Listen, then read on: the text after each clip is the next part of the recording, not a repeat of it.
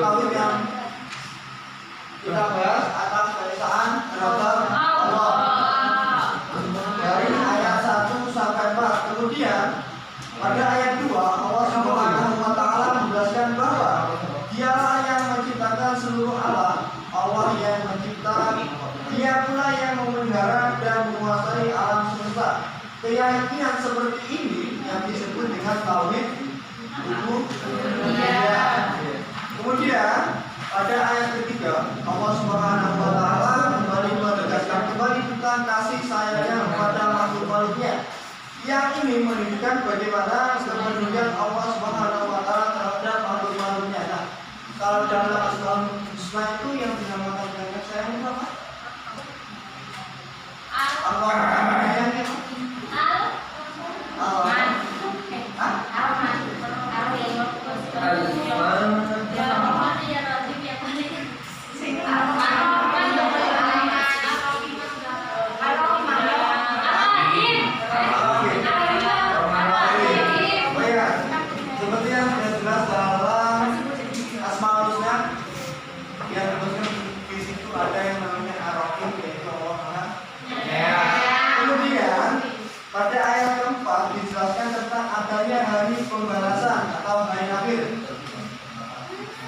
pada hari itu manusia akan menerima balasan dari amal perbuatannya selama hidup di dunia. Amal baik akan sendiri dibalas nikmat di surga, sedangkan amal buruk akan dibalas siksa neraka. Kemudian yang poin selanjutnya yang poinnya surah Al-Fatihah ayat 5 sampai 7 berisi tentang tauhid uluhiyah. Tauhid uluhiyah yang di situ yang memiliki maksud yaitu mentaati segala perintah-perintah dari Allah ya. Pada ayat kelima jelaskan satu sikap pernyataan bahwa hanya kepada Allah Subhanahu wa taala kita akan menyembah dan meminta pertolongan. Kemudian poin selanjutnya pada ayat 6 sampai 7 mengingatkan kita agar senantiasa berdoa kepada Allah Subhanahu wa taala sebagai sang penentu segala sesuatu. Sebagai makhluk yang lemah, manusia banyak yang memiliki kekurangan. Gimana? Ada yang ditanyakan kalau sampai sini? Kita nanti sekalian dari surah Al-Fatihah. Lanjut. Nah, kemudian selanjutnya di sini ada isi kandungan surah An-Nas yang berbunyi bismillahirrahmanirrahim. Qul a'udzu birabbinas min syarri min syarri waswasil alladzi yuwaswisu fi sudurin nas Katakanlah yang artinya katakanlah aku berlindung kepada Tuhan yang akan memelihara dan menguasai manusia, raja manusia, sembahan manusia dari kejahatan bisikan manusia, dari golongan jin dan manusia. Surah An-Nas ayat 1 sampai 2 menjelaskan tentang bentuk tauhid rububiyah juga.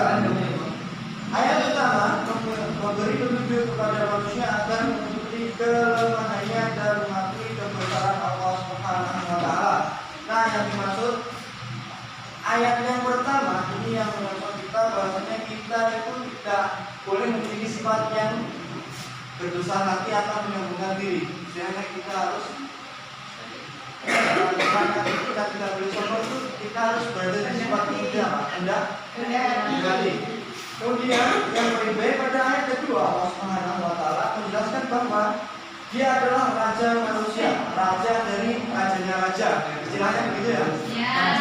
Dia yang berkuasa mengatur manusia. Manusia harus mengakui kebesaran dan kekuasaan Allah Subhanahu wa taala atas segala sesuatu.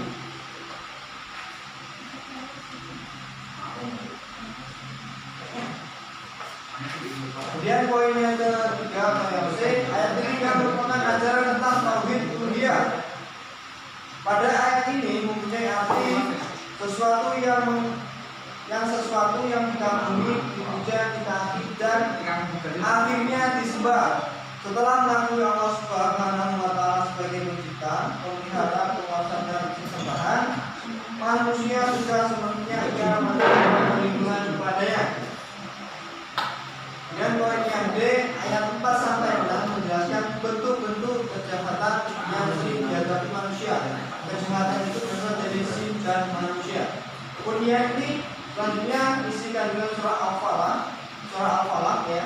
Yang selanjutnya akan dijelaskan dari Mbak Rindi. Sudah.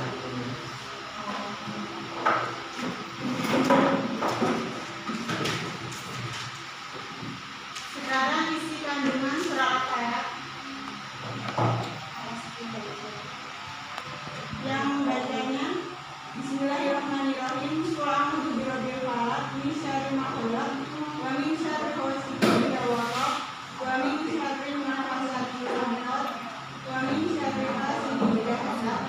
Yang artinya, katakanlah aku berlindung kepada Tuhan yang menguasai seluruh dari kejahatan makhluknya dan dari kejahatan malam apabila telah gelap gulita, dan dari kejahatan wanita-wanita tukang sihir yang menghembus pada buhul-buhul, dan dari kejahatan pendaki bila ia dengki. Tauhid rububiyah pada surat ini hanya terdapat pada ayat 1, yaitu tentang peringatan agar kaum muslimin selalu berlindung kepada Tuhan yang pencipta semua makhluk dengan tujuan supaya mereka terpelihara dari segala macam kejahatan atau akibat kejahatan yang ditimbulkan oleh makhluk-makhluk yang telah diciptakannya.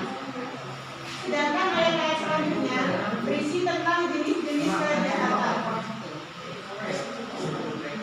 Demikian presentasi dari kami. Pada metode ini kita judul dari materi kita yaitu isi kandungan surah Al-Fatihah. Ya, paham maksudnya?